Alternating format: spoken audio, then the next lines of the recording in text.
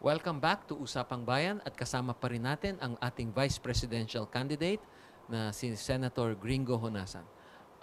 Mr. Senator, kayo ho ba ay nakapag-usap na ng inyong kadandem na presidential candidate na si Vice President Binay kung ano ho ang magiging role ninyo as Vice President kung sakaling manalo ang inyong partido? George, Jeline, tuwing magkakaroon kami ng 5-minute break o 30-second break, dahil alam nyo, hindi naman sa mamalaki, no? Itong vice presidente natin, napakasipag. Hindi ko nasasabihin kung anong edad niya, no? Pero nahihirapan akong sumabay sa kanya dahil napakasipag. Nung una siyang, sasagutin ko rin yung katanungan mo, George, no?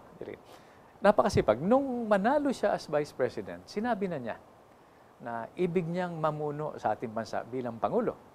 So, umikot na siya. 3 taon niyang ginawa yan. Ngayon, may mga lugar na pangalawang beses niya inikutan. Ako naman, dahil huli akong nagdeklara, no? Naging pumayag na maging running mate niya, bumubuntot lang ako sa kanya. In fact, may agreement kami na hiwalay kaming kakampanya except sa mga okasyon na kailangan nandun kaming dalawa. Doon sa katanungan mo, no? Nag-uusap kami. Sabi niya, Senator Greg, mukhang ang unang problema natin ay yung katahimikan, yung kaayusan, yung peace and order. Yan ang kailangang isolve natin. At sa tingin ko, sabi niya, makakatulong ka ng malaki dyan. So ako walang kondisyones, no? Ibig ko lang makatulong para ma-address yung unang agenda sa isang Binay administration. At ako naman, ang paniniwala ko, Jeline, no, George, pag naasikaso natin, na pagtulungan natin na harapin at ma-resolve yung mga problema ng peace and order, criminality, terrorism, no?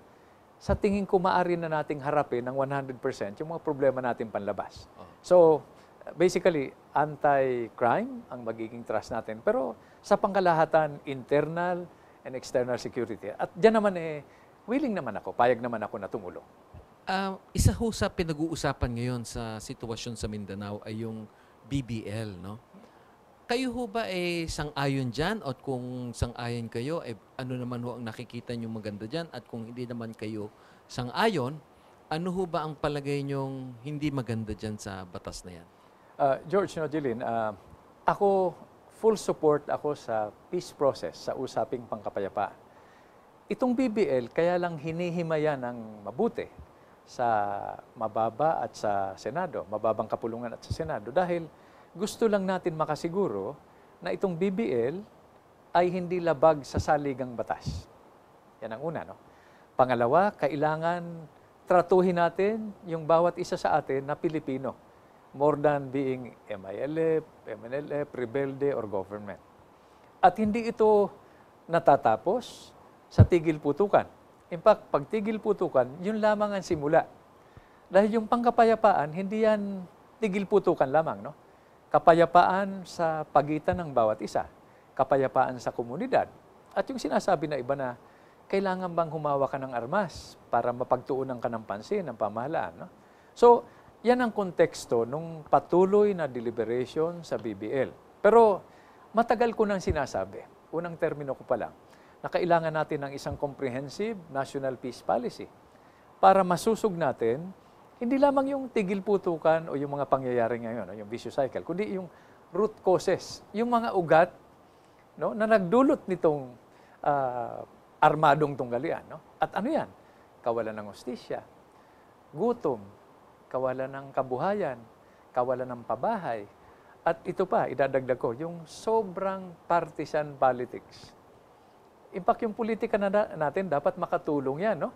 Sa pagbubuo ng ating bansa. Ngayon, nakakatulong siya sa pagkakawatak-watak. Nagkakapersonalan. Dahil, unang-una, wala tayong responsableng political party system, laging personality-oriented. So, kailangan, pag pinagsama-sama mo ito, yan siguro ang kailangan pagtuunan ng pansin. Even related sa BBL. Well, further to that question, talking about criminality, no? Nababasa ho natin sa dyaryo, miski nasa sarili mong bahay ikaw, kuminsan nilolooban ng pamilya, pinapatay yung mga tao dun sa loob, at At marami sa ating mga kababayan ang nagnanais na mabuhay ng matiwasay at tahimik, pero kinakailangan nilang proteksyonan ng kanilang sarili. Kaya marami sa kanila ang nagnasa at nagkaroon ng firearms nila sa sarili nilang pag-aari. Ano ho ba ang magagawa natin para sa kanila na sa mga ilang nakaraang taon na naging mahirap o naging mas marami ang regulasyon na kinakailangan para ho ikaw ay magkaroon ng properly licensed firearms. Kayo ho ba ay pabor na pa-rationalize natin itong sistemang ito para hindi naman sa gano'n na napakahirap para sa legitimate citizens na magkaroon at na properly licensed firearms? George, Delino, tayo ang may akda ng firearms regulation law, no? At ang ibig sabihin niyan, regulation, kailangan malaman na natin muna kung ilan ba ang firearms, yung unregistered at registered. Pag alam na natin yan, malalaman na natin kung paano i-regulate, no? Totoo yan dahil may pananaw, no, at kumakalat yung pananaw na yan na hindi na paninindigan ng mga law enforcement agencies natin yung pagpoprotekta sa private citizens. Kaya may karapatan, may dahilan sila na magsabing, abe, kami na lang ang poprotekta sa sarili namin. No? Pero kung hindi naman natin i-control yan, i-manage at i-regulate sa pamamagitan ng batas, then magpo-proliferate yung firearms. Hirap na nga tayo ngayon, dadagdag pa natin yung problema. At sino naman yung gagawa ng krimen na ang gagamitin ay registered firearms? Tama ho kayo Ngayon, dyan. ano ang sa tingin ko ang unang hakbang dyan? First is yung information management system natin. Kinukwento ko sa iyo kanina, George, no? Off-cam, na natural ngayon. Yung kantsaw sa atin na tayong mga Pilipino, Chismoso. likas yung pagka-chismoso at chismosa natin. No? Ngayon, paganahin natin yan. Yan ang magiging basehan nung unang hakbang ng pag-regulate ng firearms. Kahit na anong kalsada rito o iskinita, alam ng bawat mamamayan, lalo na yung barangay captain, no?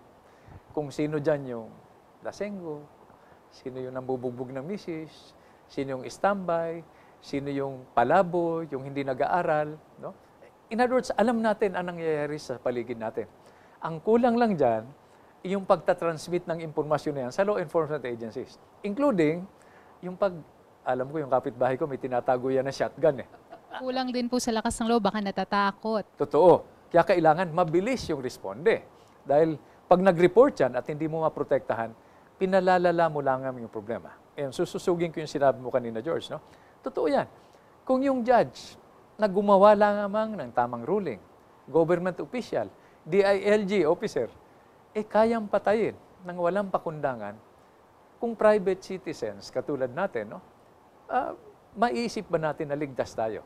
So yan, George, ang konteksto ng firearms regulation. In fact, hiniwalay natin yan dun sa explosives law naman natin, no? Dahil kakaiba naman yung explosives, no?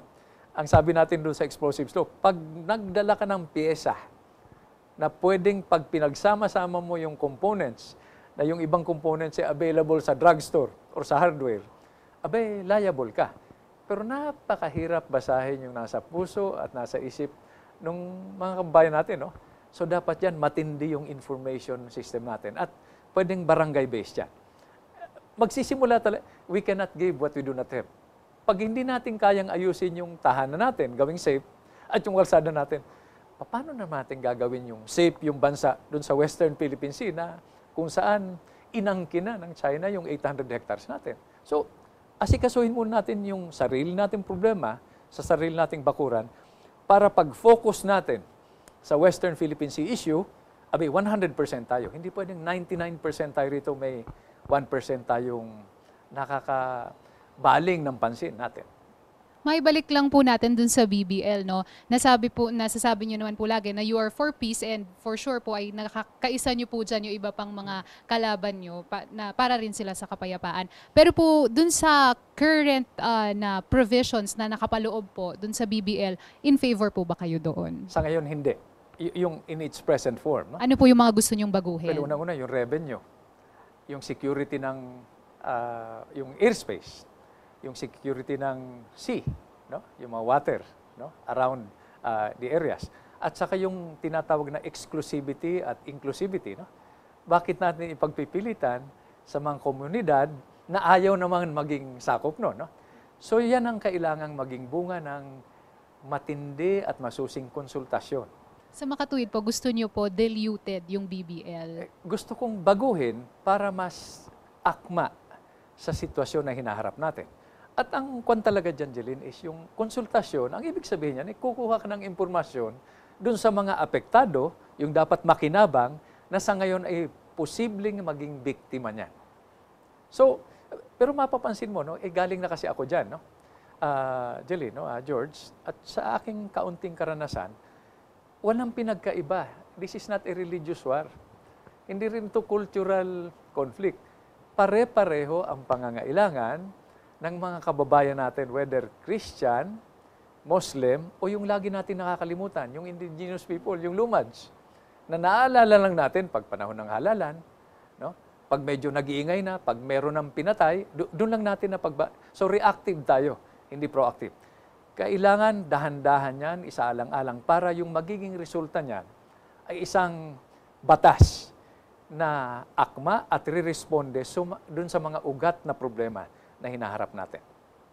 Doon ho sa sinasabi niyong ating armed forces, no, na which you had spent a big amount of your life in, ano ho ba ang masasabi niyong kinakailangan nating gawin na hindi pa natin ginagawa sa ating pagpalawig o pagpalakas ng ating AFP?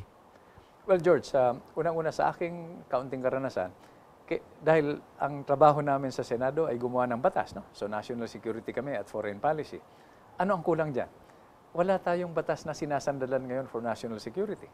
Ang basehan natin ngayon is Commonwealth Act No. 1 or yung National Defense Act na hinubog 70 taon na nakakalipas ni Major Dwight Eisenhower na naging Pangulo ng Estados Unidos at ni Major William Ord.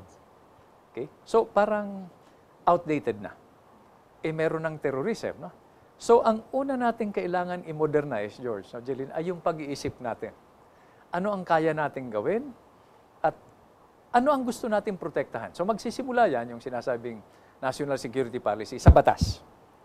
Pangalawa, yung national security policy natin, hindi natin pwedeng ihiwalay sa economic policy natin. Hindi rin natin pwedeng ihiwalay itong dalawang ito, no? Economic policy at security policy sa foreign policy. Pag pinagsama-sama mo yan, kailangan tutugma yan sa tinatawag nating national interest. Let's say yung Western Philippine Sea issue. Ano bang interest natin dyan? Protektahan lamang yung lupa o yung economic zone? Or protektahan yung mga mangingisda natin na kumukuha ng kabuhayan nila? No? Or meron tayong hindi pa alam na nandyan sa ilalim ng dagat? Ano ba dyan? May natural gas ba dyan? No? Meron ba dyan oil? So kailangan ng approach dito, pag malinaw sa atin yung foreign policy, economic policy at security policy is, pag humarap tayo sa China, napakalaki at napakayaman ng China. Ang gusto ng China, one-on-one. Pag one-on-one, wala tayong kalaban-laban. So kailangan, imbis na bilateral, one-on-one, multilateral. Kailangan tingnan natin yung ASEAN na yung mga ibang bansa dyan, may interest din dyan. Tingnan din natin yung kaalyado natin ng matagal na, historically, yung US. Meron tayong Mutual Defense Treaty, may Visiting Forces Agreement, no? May EDCA.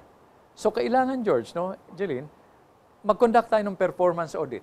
Yung lahat ng bilateral at multilateral na ugnayan natin para malaman kung ito ba ay nakakatulong. Kung hindi nakakatulong, ba't pa natin kailangan? Okay, so, sa pangkalahatan. So, George, baka mapahaba itong sagot ko. Maybe at this point, para hindi ho kayo maputol, we just need to have a station break at makakasama pa rin po natin si Vice Presidential Candidate Senator Gringo Honasan sa aming pagbabalik. Ipagpapatuloy niya yung ating talakayan. Maraming pong salamat. Mapahaba yung